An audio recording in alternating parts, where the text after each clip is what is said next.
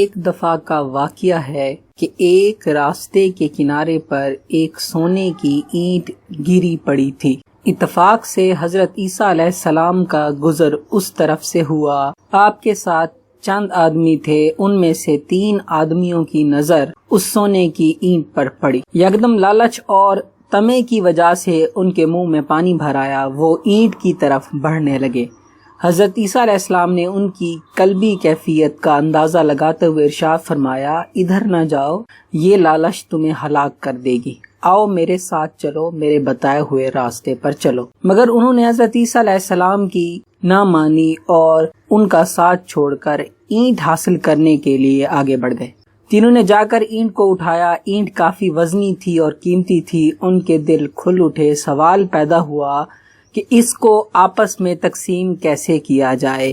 ایک نے کہا کہ اینٹ کے 3 ٹکڑے برابر برابر کر لیے جائیں اور ہر آدمی کو ایک ایک ٹکڑا دے دیا جائے۔ مگر تینوں کو سخت بھوک لگ رہی تھی، تو سونا کھانے کی چیز تو نہیں تھی کہ وہ لوگ اسے کھا کر اپنی بھوک مٹا لیتے۔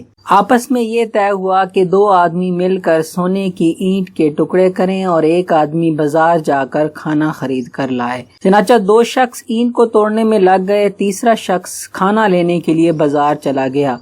جب یہ دونوں اکیلے ہوئے تو آپس میں انہوں نے مشورہ کیا کہ ہم اس اینٹ کے 2 ہی ٹکڑے کریں اور آپس میں بانٹ لیں، تیسرا جب کھانا لے کر آئے تو اسے قتل کر دیں، اس طرح ہمارے حصے میں زیادہ سونا آئے گا۔ بات طے ہو گئی اور ان 2 آدمیوں نے اینٹ کو صرف 2 حصوں میں تقسیم کیا اور تیسرے ساتھی کا انتظار کرنے لگے۔ تیسرا بازار گیا، کھانا خریدا، لیکن ساتھ ہی تھوڑا سا زہر قاتل بھی خریدا۔ اس نے سوچا اگر میں کھانے میں زہر ملا کر ساتھیوں کو کھلا دوں تو وہ سب مر جائیں گے اور میں پوری اینٹ کا تنہا مالک بن جاؤں گا۔ زہر ملا ہوا کھانا لے کر جب اپنے ساتھیوں کے قریب پہنچا تو طے شدہ منصوبے کے مطابق اس کے دونوں ساتھی اس پر جھپٹ پڑے اور تلوار کے ایک ہی وار میں اس کا کام تمام کر دیا۔ اب دونوں بے فکر بھی تھے اور خوش بھی کہ ان کے حصے میں زیادہ سونا آ گیا، لیکن بھوک تھی کہ چمکتی ہی جا رہی تھی۔ سونا لے کر چلنے سے پہلے دونوں نے سوچا کہ کھانا تو کھا لیں۔ ڈٹ کر کھانا کھایا، 2-4 لمحوں میں زہر نے اپنا اثر دکھایا اور دونوں بھی موت کی آغوش میں چلے گئے۔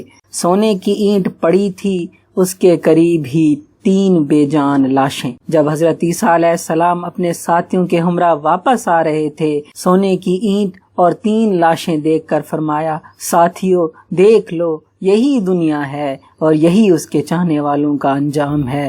تو میرے دوستو، میرے بھائیوں، میری بہنوں، آج کی اس حکایت سے ہمیں سبق ملتا ہے کہ لالچ، طمع، حرص، ہوس انسان کو کسی کام کا نہیں بناتی، انسان کو ہلاک کر کے دیتی ہے۔